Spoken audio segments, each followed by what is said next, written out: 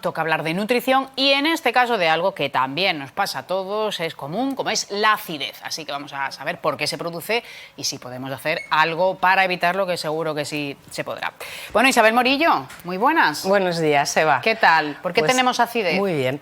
Pues bueno, hay varias razones. La acidez es un trastorno que nos puede afectar a todos momentáneamente, ocasionalmente. Y hay factores que lo pueden hacer pues, más crónico e incluso pues, tener consecuencias más graves. Por eso vamos a ver hoy qué factores pues, nos pueden ayudar a minimizar o a evitar esos episodios de acidez. Esta condición afecta, se calcula que a un 30% de la población española. Es bastante. Lo cual es bastante. Y además, sobre todo, los episodios son más frecuentes en periodos vacacionales, festividades, etc. Los atracones. Exactamente. Bueno, atracones, cambios en la composición de las comidas, alteración de ciertos hábitos. Y bueno, el estrés también es un factor desencadenante, como en todo, que influye, nos afecta en todo, pero todo lo que sea relacionado con la nutrición afecta directamente al esfínter gastroesofágico, que es, digamos, el músculo afectado cuando tenemos este trastorno. ¿Qué es la acidez o reflujo gastroesofágico? Porque normalmente la acidez cursa con reflujo.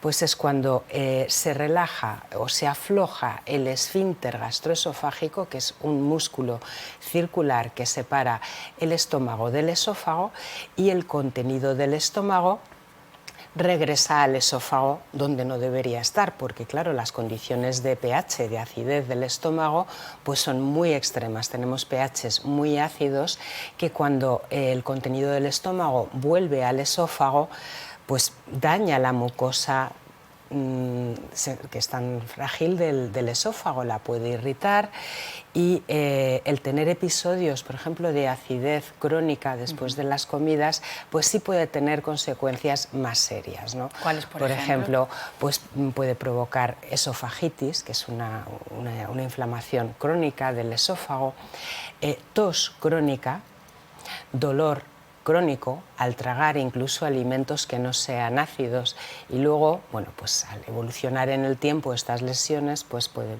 producirse pues un esófago de Barrett, lesiones precancerosas, y bueno, así podemos seguir, cáncer de esófago, o sea, hay mucha... O sea, problemas muy Lo serios. que es una simple acidez, pero si eso se produce a diario, bien por la ingesta de alimentos que la favorecen, que favorecen la distensión del esfínter, o por el efecto irritante de ciertos alimentos o malos hábitos,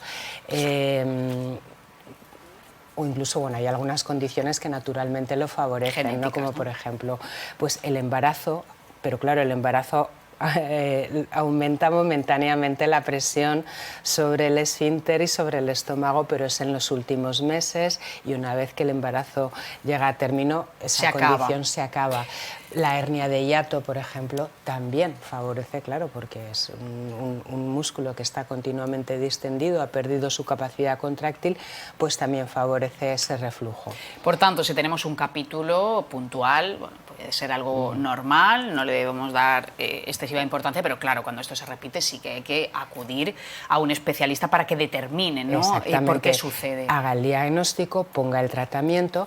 Las medidas nutricionales van a ser prioritarias, pero en muchos casos pueden requerir medicación, incluso pueden requerir cirugías. Entonces es muy importante el tener el diagnóstico. El primer tratamiento va a ser nutricional, y como esto es algo que podemos hacer nosotros, es algo que sí sufrimos episodios ocasionales de acidez, pues vamos a ver qué alimentos nos pueden ayudar a minimizarlos o incluso a prevenirlos. Pues vamos con ese listado. ¿Cuáles nos van a venir bien precisamente para evitarlo o bueno, para acabar con él? Bueno, hay una serie de alimentos que actúan relajando ese esfínter naturalmente. Entonces, si ese esfínter está relajado muy a menudo, va a ir perdiendo poco a poco esa capacidad contráctil. Si tenemos ese esfínter relajado y sufrimos de acidez, lo normal es que tengamos reflujo después de la comida. Entonces, los principales alimentos que producen este reflujo o por relajación del esfínter son El chocolate. El chocolate tiene unas sustancias que se llaman metilxantinas, pues teofilina, teobromina, también tiene cafeína, pero es la teobromina la que produce esa relajación del esfínter.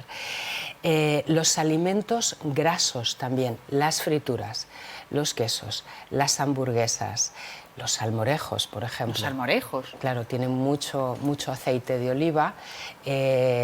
Las grasas por una doble acción, por una hormonal, porque aumentan la producción de una hormona que es la colecistoquinina, y por otra parte retrasan el vaciamiento gástrico y aumentan la presión sobre el estómago, con lo cual van a favorecer ese reflujo. La menta, por ejemplo, relaja considerablemente el esfínter gastroesofágico. Hay muchos otros alimentos, pero estos son los principales. El alcohol, por supuesto. Bueno, además de la menta, toda la familia de la menta, el poleo. El terminar una comida con una infusión de poleo, que parece algo tan estupendo y tan saludable, no lo es para todo el mundo. Lo mismo que la manzanilla, también tiene un efecto relajante sobre el esfínter gastroesofágico. O la albahaca, también, la piña también es otro alimento que tiene ese efecto relajante. El alcohol, por supuesto, relaja el esfínter gastroesofágico y quizás de lo que ingerimos, no es un alimento, pero bueno, es de lo que más relaja este esfínter, incluso en personas que no tienen acidez o que no tienen reflujo, especialmente si se bebe alcohol por la noche, produce una gran relajación del esfínter y hay reflujo pues prácticamente en casi todas las personas. En estudios que se han hecho, creo recordar que era un 76% de los participantes en un estudio, jóvenes, sanos, tuvieron reflujo durante la noche, o sea que el alcohol es otro alimento a considerar. Luego, hay otros alimentos que producen irritación, pero directamente tras la ingesta. Producen irritación porque aumentan la cantidad de la producción de ácido. Y estos son, por ejemplo, la leche, lo típico, beberse un vasito de leche antes de acostarse, pues mal. Si aumenta, bien por un lado, pero si padecemos de reflujo o acidez, pues fatal, porque va a aumentar directamente la cantidad de ácido. La cafeína, el café, perdón, no la cafeína, el café, porque aumenta la cantidad de ácido, porque es un alimento que tiene ácido clorogénico, ácido cafeico, no importa que sea descafeinado, ¿eh? O sea, café normal y café descafeinado. La cerveza, los refrescos de cola especialmente, pero también los refrescos en general. Todo lo que nos vaya a producir gas, a aumentar gas, incluso a provocar un eructo, son alimentos que nos van a aumentar generalmente la acidez.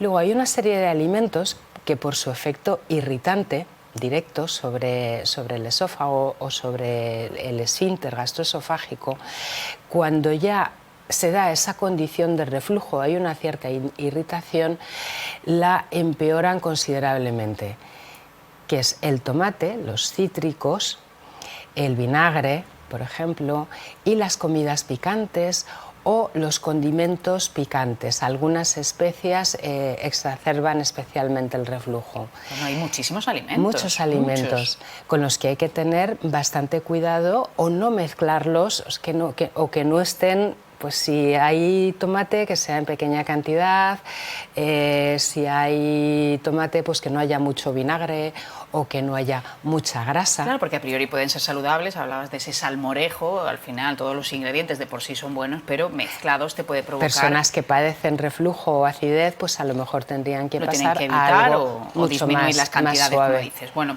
¿qué alimentos sí son positivos y favorecen que no tengas este reflujo? Pues nos hemos centrado sobre todo... En los malos. En los malos, digamos que los buenos son todos los demás. Pero no hay alguno que favorezca o que sea precisamente bueno para evitarlo. Para evitarlo, sí, pero La lista es larguísima. Digamos, vamos a centrarnos sobre todo, yo creo que en excluir los que producen un efecto más negativo.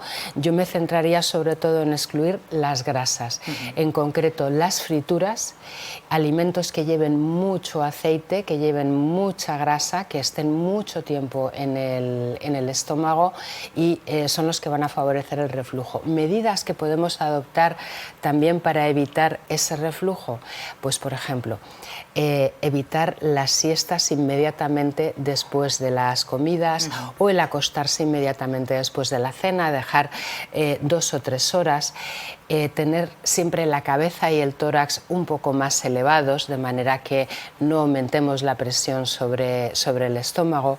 Si nos acostamos, hacerlo sobre el lado izquierdo, no sobre el lado derecho, que eso va a favorecer el reflujo. Evitar, por ejemplo, prendas apretadas. Hay factores también posturales, hay factores mecánicos que favorecen el reflujo. Por ejemplo, las posturas donde vamos encorvados aumentan la presión del estómago sobre el esófago. Una falta de tono en músculos abdominales. También el sedentarismo, que siempre estamos hablando de ello, ¿no? El tener buen tono en los músculos abdominales quiere decir que tenemos también los medios de suspensión de órganos internos cumpliendo su función, que es mantener en su sitio nuestros órganos. Entonces, no solamente es lo que se ve por fuera, ¿no? la tableta de chocolate, es la función, es que todos los órganos y los medios de suspensión de esos órganos estén ejerciendo su función. Está muy bien que lo digas. ¿A favor o no de la medicación? A ver, la medicación es imprescindible en casos avanzados o en casos, pero esta situación puede manejarse perfectamente con medidas nutricionales. Aquí hay quien se lo toma de manera muy habitual. Sí, como es lo normal. Se da mucho la acidez y el reflujo, especialmente en personas que tienen sobrepeso y en especial personas que tienen una gran cantidad de grasa visceral. Se calcula que con un descenso de 5 a 7 kilos en una persona con obesidad, los síntomas de reflujo prácticamente se quedan al mínimo o desaparecen. Entonces, las medidas más importantes, entre las medidas más importantes nutricionales, sería una pérdida de masa grasa visceral.